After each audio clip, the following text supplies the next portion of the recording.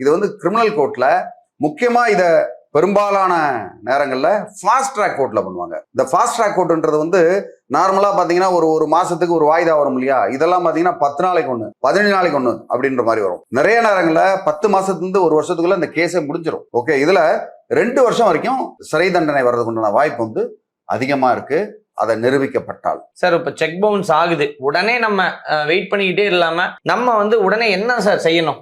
முதல்ல பேங்க் அணுகி அந்த மெமோவை வாங்கணும். ஒரிஜினல் செக் பவுன்ஸ் ஆச்சு இல்லையா, அந்த சீல் போட்டிருக்கு, அதையும் வாங்கணும். அதை எடுத்துக்கிட்டு அட்வொகேட்டை அப்ரோச் பண்ணணும். நம்ம 2 மாசம் கழிச்சு போலாம் 3 மாசம் கழிச்சு போலான்னு மட்டும் இருந்துடக்கூடாது. உடனே போய் இமிடியேட்டா லீகல் நோட்டீஸ் அனுப்புறதுக்கு உண்டான ஏற்பாடு பண்ணணும். அதுதான் வந்து முக்கியமா இவங்க செய்ய வேண்டியது.